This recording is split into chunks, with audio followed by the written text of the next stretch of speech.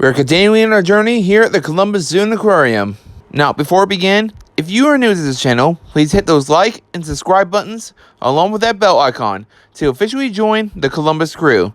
And yes, it is free, I promise. Also, before we begin, I need your help because, well, I really want to expand this channel. So, if you can please reach out to some of your friends and folks, that would be really great. Thank you.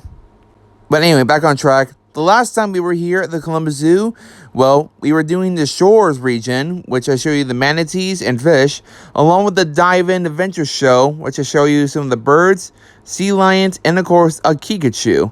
But today we're continuing the shores at the reptiles and amphibians. This building, which, well, I know it's been open for decades, like a very long time. I'm going to guess probably somewhere in the 90s, which it opened with the shores, or in the 1980s. But either way, this building is a great place to get out of the cold and see some really cool reptiles and amphibians. So, is everyone ready? Great, let's do this. The reptile building's entrance is literally right on the main zoo path, kind of where we left off in the shores region. But anyway, as you're walking up, you might look to your left, you might view the alligator exhibit that I covered last time in the shores region. And now, let's get inside, please, because it is literally cold out here. As you enter, you may look at this wall to tell how reptiles and amphibians survive around the world. And it also tells you how many species of reptiles and amphibians there are, and how they are doing in the real world. Okay, now to the animals, finally. First up in this terrarium, you might find the venomous arboreal green mamba, which on this day, it was relaxing. After the first reptile, we now get to see our first amphibian, and a very popular one, the very cute Axolotl, which, well, unfortunately, well, on this day it was, but luckily a few days later, it was out a little more. But I also have some footage of axolotls being kept as pets, as you can see right here. And, well, you probably already seen on Minecraft, which, well, a year ago, they released the axolotl to Minecraft, which, obviously, they are the cutest amphibian ever seen. And, don't worry, I will feature a Minecraft zoo that I built for a very long time very soon. Right next door to the axolotls is a little more tropical. Well, and also contains 3 species. One of them was very hard to find, and 2 of them, well, kind of easy to spot. Look on the ground for the northern spider tortoise. But you probably already know, the tortoises in here are not alone. On this day I was filming, on the wall was an Henckel's leaf-tailed gecko. Which, a few days later after that clip, I managed to catch it on the move, as well as one of the tortoises, as you can see. But I was really lucky to capture this on film because I never see this gecko in here on the move. But sadly, I cannot find the Madagascar leaf-tailed gecko because, well, deer behind the scenes are very good at hiding. After just one more look at the gecko, we just gotta move on down just a little more. Also, while you're walking to this exhibit, look on the wall to look at the different sizes between the biggest and the smallest of the reptiles, like smallest turtle, smallest snake, and of course, smallest crocodile. But anyway, back to the animals. Well, this used to be home to a lizard, as you can see, which I'll mention in a bit, because it just got renovated recently. Now it looks like this. And on this day, well, it contains 2 types of tortoises. The better shot I got was the Burmese star tortoise. And sadly, not in perfect view, the Indian star tortoise, well, was sleeping in its little cave. Leaving Asia and now back in North America, we come across the very venomous northern copperhead, which is also the very first time I ever caught it out in the open.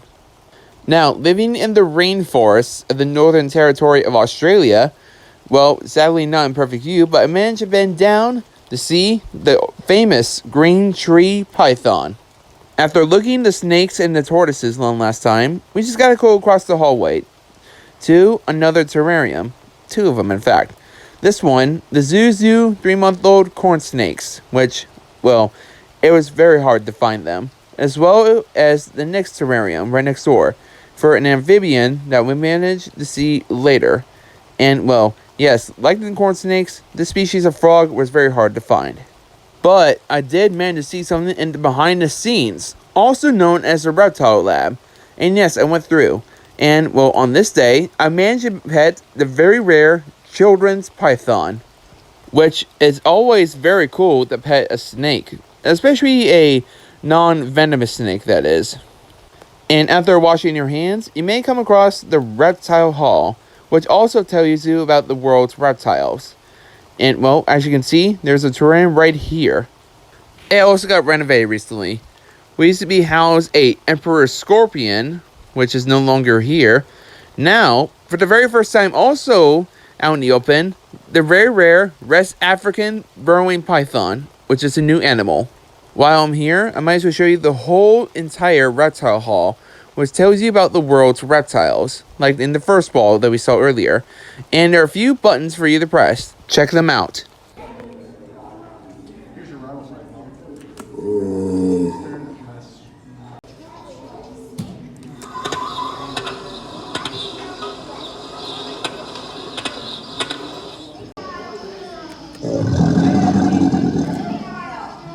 Back to the exhibit side of things, well, there are 5 underwater viewings for a few species of turtles and amphibians.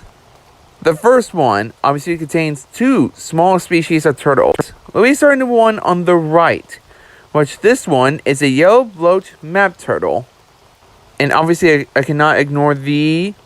Come on. There you go. The spotted turtle. Literally right next door, it contains one of the oldest amphibians, the Hellbender. When I mean pretty old, it means this amphibian has been living on Earth for over 150 million years. And also like the northern Copperhead, this was also the very first time I caught the Hellbender out and active, which is something you rarely see for an amphibian as large as this. But unfortunately, we just had to be moving on. But, well, this is one cool way to stop by here to see a very active salamander as large as this. Right next door to the giant salamanders, the Mamba turtle exhibit was sadly closed, which sucks because, well, I wanted to capture this species on camera and show you guys. And like the Hellbender, we got to see another amphibian, the Lake Titicaca frog. And yes, that is my first time ever seeing this name. Next door to the frogs are yellow-headed temple and McCord's snake neck turtles, which also, again, very first time I caught them being active. But later I did see the yellow temple head hiding from the McCoids because they were kind of being a little annoying to them. But, oh well, I mean, I'm pretty sure they were just playing.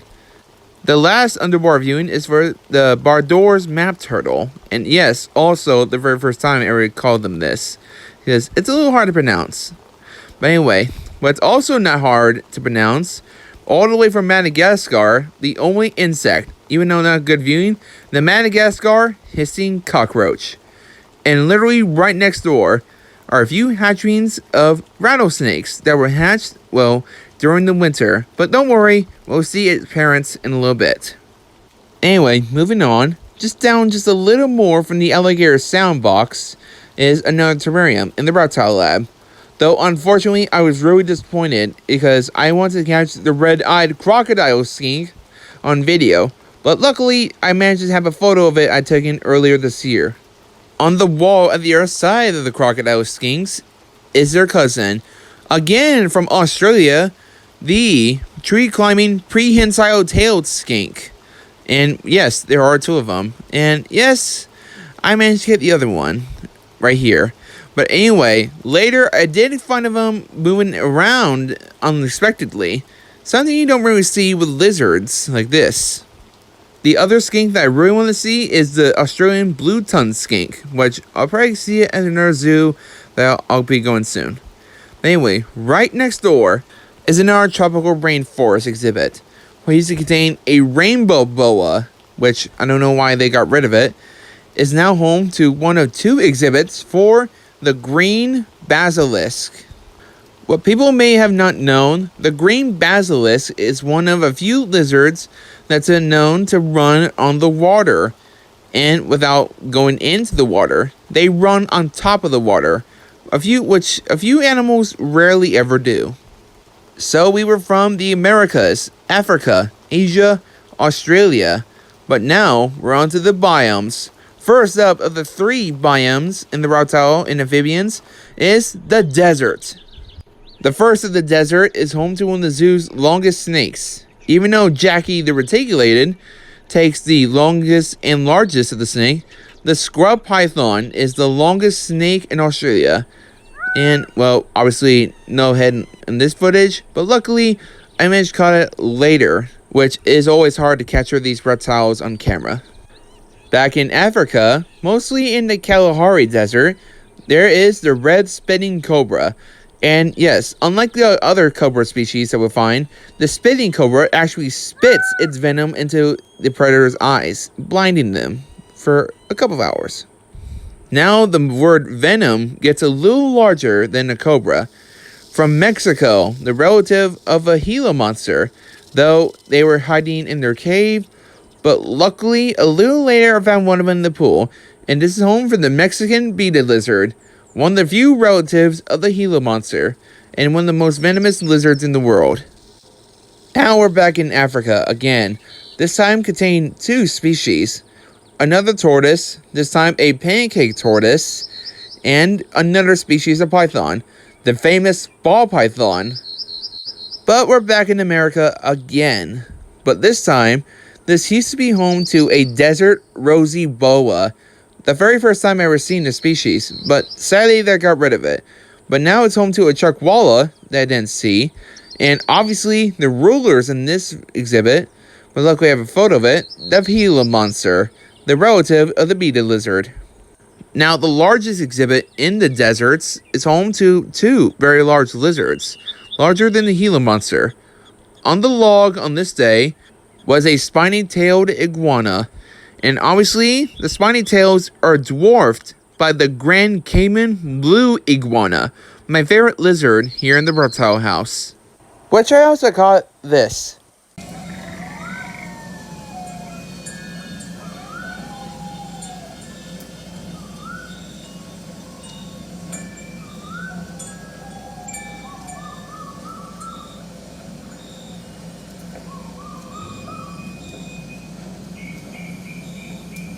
Yes, that was really cool, and I got so lucky catching that. Anyway, in this exhibit contains another venomous snake, more specifically the western cottonmouth, also known as a water moccasin. Anyway, like most of the reptiles and amphibians I have seen and will see in this video, this water moccasin was very active, which was really cool to catch. Continuing the venom theme for snake-wise, in this exhibit contains the zoo's new dusky pygmy rattlesnakes, which they used to be right in the main hallway. Right next door, in the tropical rainforests of Asia, there are 2 species of turtles and lizards. First up, the Crocodile Lizard. I really love this lizard, mainly because how cool it looks and resembles a crocodile. The next lizard, as you can see, well, if you remember from episode 1 that I mentioned there was a gecko species living with Jackie the python. Well, even though I didn't get much footage, but luckily I got a photo of the tokay gecko. Now to the turtles. First up, the spiny hill turtle, which I managed to cut this photo because later it was in this log. And also in the log were the black-breasted leaf turtles, which are so cute. Now we're in the Amazon rainforests of South America and the jungles of Central America, contain a few poison dart frogs. As far as I know, there are 5 species of frogs in this exhibit. First up, well, always trying to capture my attention, the very cute Panamanian golden frog, which this guy, or gal, really wanted to catch my attention. And, well, obviously, it worked. Because, well, I thought this was very cute and, well, I just wanted to capture it. Also in the back was a green and black poison dart frog, a yellow-headed poison dart frog, the very first time ever to catch these 2 species on camera. And now, do you remember that one species of frog that I mentioned at the front? Well, here it is. This is an Anthony's poison arrow frog. which I love this frog, mainly because of its color. But sadly, I didn't have footage or photo of the golden poison dart frog. But luckily, the frog's neighbor, even though it's from Southeast Asia, will cheer you up. Even though it was in the log, the Savu python, which it was sleeping on the first time, but later, I managed to catch its face. Luckily. The last part of this hallway, well, was for a few giants. First up was a Burmese Python, and then another constructor that I'll mention in a moment. But now today, it contains the Australian Mertens Water Monitor, which this guy or gal knows how to pose very well. The next biome is about to get wet in the wet forest, probably also known as a swamp, which contains a few underwater viewings for a few more species of reptiles. And this exhibit was also home to a yellow anaconda, which, well, it disappeared earlier this year. But now, there's a yellow-spotted Amazon turtle, always a permanent resident in this exhibit. Which, well, obviously, if you remember watching the trailer, there was something cool. Yes, we have small crocodiles in here now. But these aren't actually crocodiles or alligators. They are still in the crocodilian family. But, well, obviously, this is not a crocodile. This is not an alligator. And obviously, this is not a gharial. This is an animal called a cayman. More specifically, the smooth-fronted cayman. Which, like the burrowing python, these cayman are the newest new animals here at the zoo. And when I saw these for the first time, I was really excited, because this is also the very first time I ever seen a cayman in a zoo. But really, in a decade ago, there were alligators in here one time. Small ones. Right next door to the caymans and the Amazon turtles is a few more species. First up, the striped narrow-headed soft-shell turtle, the largest turtle here at the zoo, and rightfully should be, because they're the largest river turtle in the world. Right next door is the Annam pond turtle, which I could not forget, and always on the move, the Fly River pig-nosed turtle. Let's get its name pig nose because its nose resembles the snout of a pig. And obviously, like the turtles we saw at the front, they wanted attention, as well as this one right here. Now, this exhibit does contain a few species of turtles and another land dweller on the top. For turtles wise, the Cayman Rocks snake neck turtle. And yes, it is also the very first time I mentioned their name, and because it's really hard to pronounce. And also from Asia Quest, the giant Malaysian pond turtle, which obviously this is their indoor home, till they go back out next summer. Also in here, the northern Australian snapping turtle. Now look up, you might see a snake. More specifically, the Madagascar python. Also a new reptile that we received recently. Which, well, this is also, again, the very first time I ever seen this species in a zoo or aquarium. And also, like most of the amphibians and reptiles in this episode, they're very active. Something you're rarely ever seen in our zoos. Which I know I had to stay still and keep recording because I didn't know what the snake was going to do. And it turns out on the day I was filming, there was another snake literally right above me in the enclosure. And I know I just could not move. And still, this was a really cool scene, seeing this python on the move. The last of the turtle exhibits in here contains another giant and a big biter, the alligator snapping turtle, which its bite is really strong. Like, it will not let go, believe me. Like, once you put something in its mouth, it will not let go for a very long time. So that's a good way to avoid them, and a very good heads up. Now things are going to get a little more tropical in the rainforest section, even though there's hardly any rainforest reptiles. Now, this first exhibit contains another giant. And, obviously, this is one of the world's largest venomous snakes.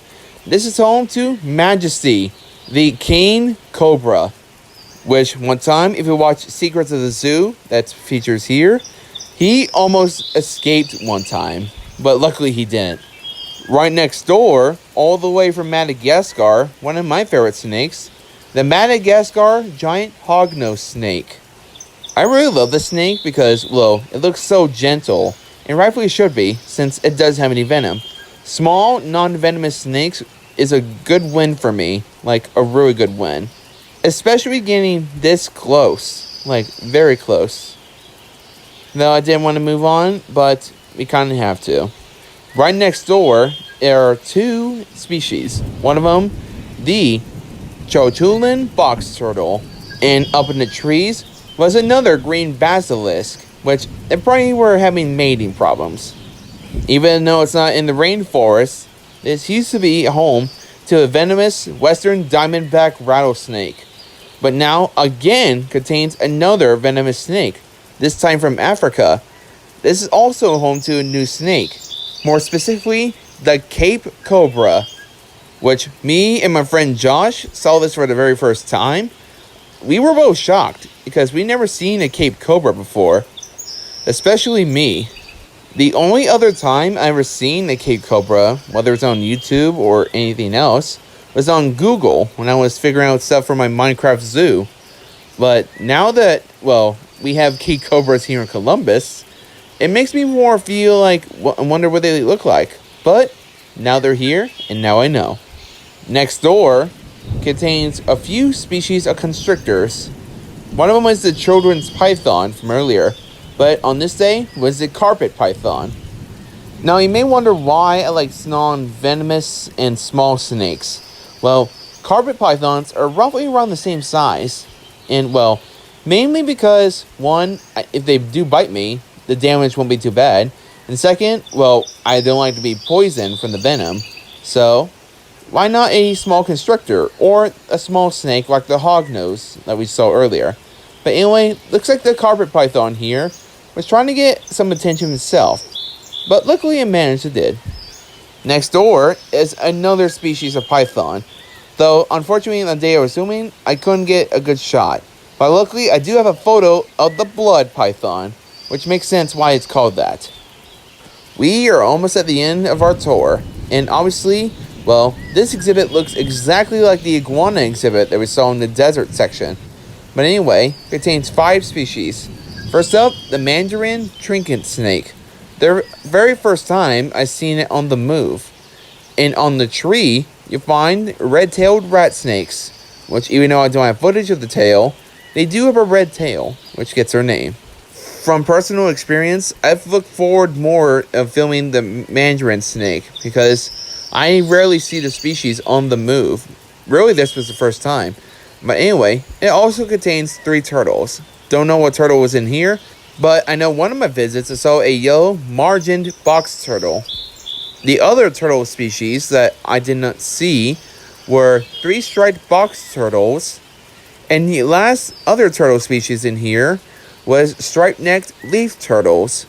Again, those 2 weren't seen. Now we're moving a little bit of the far north, back in North America.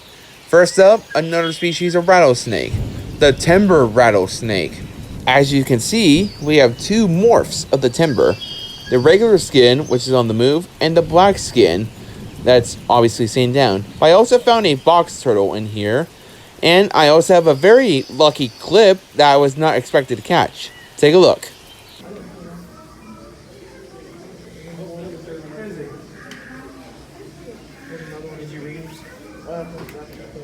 Oh my god. Next door to the timbers is another non-venomous snake and a good pest remover. And obviously, there's a white version of this, but it's surprising because this is home to a few rat snakes, but more specifically, Ohio's mouse remover and rat remover, the black rat snake, which obviously can be very useful in barns to remove mice and rats, which gives their name. Anyway, the black rat snakes are a sign that we are entering Ohio, even though not everything in here is native to Ohio. Anyway, the first exhibit in our last 2 stops was home to a plains gardener snake, another species of snake that's very useful to remove mice. But anyway, it's home to the parents of the eastern Massasauga rattlesnakes that we saw earlier. In this coastal area, this was once home to a fox snake, but now, native to Lake Erie, this is now home to a Lake Erie water snake, which didn't want to be filmed, so luckily, I managed to have a photo of what the snake looks like. Now, it's one of the last two of the exhibits. Well, we kind of seen the first half. This is home to the tortoises I saw earlier, the Indian star and the Burmese star tortoises. At first, I saw these 5, but I realized when I looked to my left, I saw one of these guys trying to, well, climb, which he managed to get stuck. But also in here one time was my favorite snake, the Canyon sand boa, my favorite snake of all time. But now the exhibit looks like this, and obviously contains that lizard that we saw in the beginning near the axolotls, the sand espen chuckwalla, one of the few species of chuckwallas and one of the most endangered of the chuckwallas. And finally, we have reached our final exhibit right here, and well, now contains 2 species of snakes. This was once home to a southern Pacific rattlesnake, now contains another species of rattlesnake, the canebrake rattlesnake, which was once home to be at the dusky pygmy rattlesnake's home, but these canebrakes are not alone. They also share their home with also the venomous corn snake. The Reptiles and Amphibians building has to be one of the best places, well, obviously seen reptiles and amphibians alike. And, well, obviously, get away from the cold winter afternoons and also very hot summers. But still, this is not the only indoor building that I'll be touring pretty soon. The next building that we're doing is, well, a little more down south in Australia and Southeast Asia. Kind of similar from the islands, sort of things. Now, before I wrap things up, remember that little request I sent you earlier? Well, I'm just going to say it again. So, the reason why I just want my channel to be expanded, so that way I can let more people know how much hard work I put on this channel, featuring the whole entire Columbus Zoo and capturing animals up close and personal. So please reach out to your friends and folks to see zoo animals up close and personal. But anyways, that's everyone. So long, everyone, and I'll see you at the Roadhouse.